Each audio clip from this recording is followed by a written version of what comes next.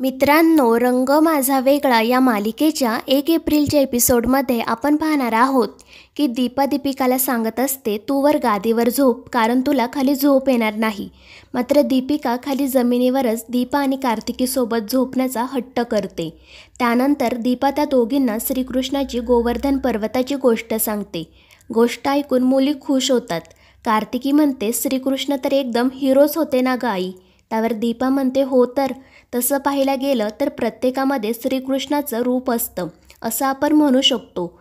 पुढे ती म्हणते की बघ ना, आता दीपिकाचं घर हे सुद्धा एका गोकुळासारखंच आहे. सगळेजण तिथे एकत्र राहतात, एकमेकांना मदत करतात आणि कधी काळी संकट आलं तर तिची आजी सगळ्यांना त्यापासून वाचवते. म्हणजे आजीमध्ये सुद्धा श्रीकृष्ण आहे आणि दीपिका ती तर तेथील बाळकृष्ण आहे. तिच्यामुळे त्यांच्या गोकुळामध्ये सगळेजण आनंदी राहतात. परंतु दीपाचं हे बोलणं ऐकून दीपिका मात्र नाराज होते. तर दुसरीकडे कार्तिकला झोप येत नसते. त्याला सतत दीपिकाची आठवण येत असते. तर सौंदर्य आणि ललितही जागेच असतात, एकमेकांना धीर देत असतात. तर इकडे दीपिका दीपाला म्हणते की आंटी, मला माहीत आहे तू गोकुळाची गोष्ट का सांगत आहे ते, पण मी नाही जाणार त्या घरी. मला तुझ्यासोबतच इथे राहायचं आहे. तू मला इथून बाहेर तर नाही ना काढणार. आणि त्यावर दीपा म्हणते, नाही ग, मी असं कधी करेल का. आणि आता तू जास्त विचार करू नकोस, झोपी जा. आणि त्यानंतर ती दोन्ही मुलींना झोपवते. तर दुसरीकडे कार्तिक दीपिकाचा आणि त्याचा फोटो पाहून खूप रडत असतो. तर आयशा त्याला सतत फोन करत असते. मात्र कार्तिक तो रिसीव करत नसतो. त्यामुळे तीही खूप टेन्शनमध्ये येते. दुसऱ्या दिवशी सकाळी सौंदर्या, ललित आणि आदित्य दीपिकाविषयी बोलत बसलेले असतात. ललित म्हणतो की दीपिका नाही तर घर किती सुनं सुनं वाटत आहे.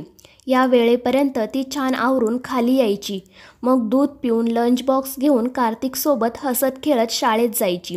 तर आदी म्हणतो, मी आज तिला भेटून येतो, आय एम मिसिंग हर. मात्र सौंदर्या त्याला म्हणते, नाही आदित्य, आपण कोणीही तिला काही दिवस भेटायला नको, आपण तिला थोडा वेळ देऊ. तितक्यात कार्तिकही तिथे येतो. सौंदर्या त्याला नाश्ता करून घे म्हणून आग्रह करते, पण तो नकार देतो आणि उगाच चिडचिड करत राहतो. सौंदर्या त्याला समजावते की दीपिका कायमची दीपाकडे नाही राहणार, आपण तिला घेऊन येणार आहोत, पण तिलाही थोडा वेळ दे. आणि त्यानंतर आधीही कार्तिकला म्हणतो की आज मी पण तुझ्यासोबत हॉस्पिटलला येतो, म्हणजे तुला एकटं नाही वाटणार. पण कार्तिक त्याला म्हणतो की त्याची काही गरज नाही, कारण मी हॉस्पिटलमध्ये जाणारच नाही. त्यावर सौंदर्या त्याला विचारते, मग कुठे जाणार आहेस तू. त्यावर कार्तिक म्हणतो, नाही माहीत मला, मी कुठे जाणार, काय करणार. आणि तो पुन्हा चिडचिड करायला सुरुवात करतो. सौंदर्या पुन्हा त्याला समजावत शांत करत म्हणते की तू काळजी करू नको, दीपिकाच्या मनाचा सध्या गोंधळ उडाला आहे म्हणून ती अशी वागत आहे. आपण मात्र थोडा धीर धरूया.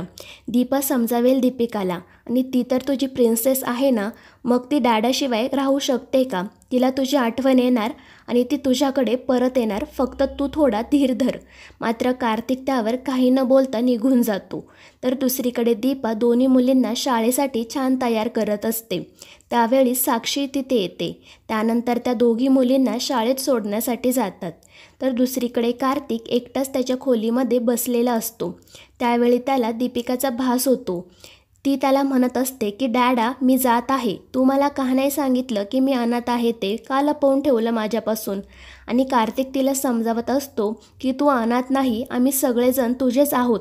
मात्र ती त्याचं काहीच ऐकून घेत नाही. त्यानंतर कार्तिक त्याचा आणि दीपिकाचा फोटो पाहत रडतच मनाशी म्हणतो की तुझ्याशिवाय माझ्या आयुष्याला काहीच अर्थ उरला नाही. तू गेल्यापासून सगळं निरर्थक झालं आहे. माझ्या आयुष्यामध्ये एकही गोष्ट टिकली नाही. माझं लग्न, माझा संसारही टिकला नाही आणि आता दीपिकाही मला सोडून निघून गेली. कसं जगू मी तिच्याशिवाय. आणि कार्तिकची ही अवस्था बाहेरून सौंदर्याही रडतच पाहत असते. तर दुसरीकडे आयशा श्वेताला फोन करून कार्तिकची चौकशी करत असते. कार्तिक तिचे फोन रिसीव करत नसल्यामुळे ती खूपच वैतागलेली असते. ती म्हणते की आता ती दीपिका परत आल्याशिवाय हा माझ्यासोबत बोलणारच नाही का. त्यावर श्वेता म्हणते, पण ती दीपिका कशाला हवी आहे तुम्हाला. तू कार्तिकला घेऊन कुठेतरी निघून का जात नाही. त्यावर आयशा म्हणते, कुठे जाऊ, अमेरिकेचा प्लॅन केला होता, आठवतोय ना, काय झालं त्याचं. कार्तिक दीपिकासोबत खूप अटॅच आहे, तो तिला सोडून कुठे येणार नाही. आणि त्यानंतर ती श्वेताला सांगते की घरात जे काही चालू आहे त्यावर लक्ष ठेव आणि मला अपडेट्स देत राहा आणि त्यावर श्वेताही होकार देते.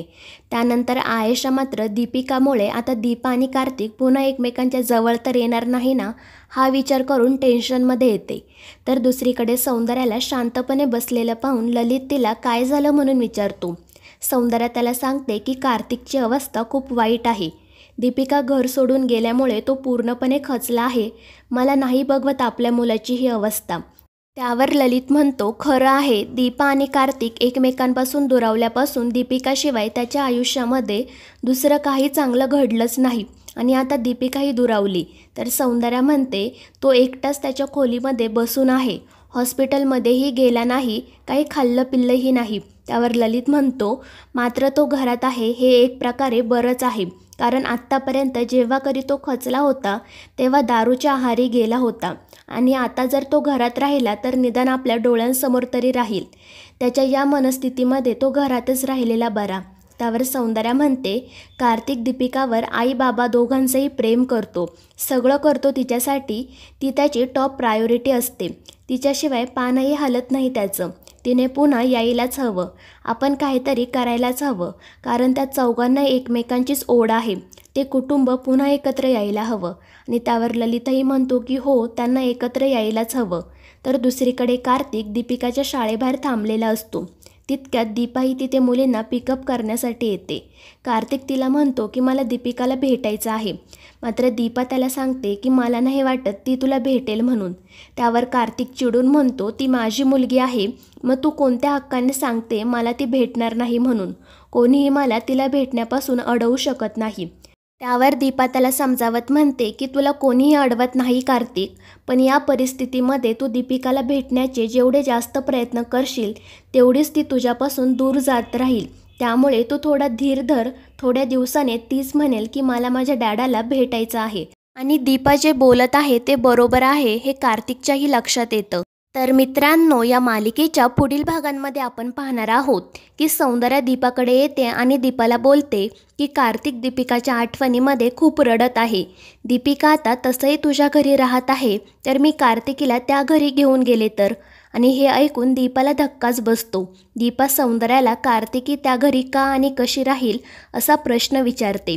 त्यावर सौंदर्या दीपाला कार्तिकी त्या घरी राहिल्यावर एक ना एक दिवस कार्तिक ॲक्सेप्ट करेल की कार्तिकी ही त्याचीच मुलगी आहे असं सांगते. आणि हे ऐकून दीपा मोठ्या संकटात सापडते. तर मित्रांनो, आता दीपिका आणि कार्तिकीच्या अदलाबदलीमुळे तरी दीपा आणि कार्तिक एकत्र येतील की नाही ते पाहणे रोमांचक ठरणार आहे. या मालिकेच्या पुढील भागांच्या अपडेटसाठी आपल्या चॅनलला सबस्क्राईब करा.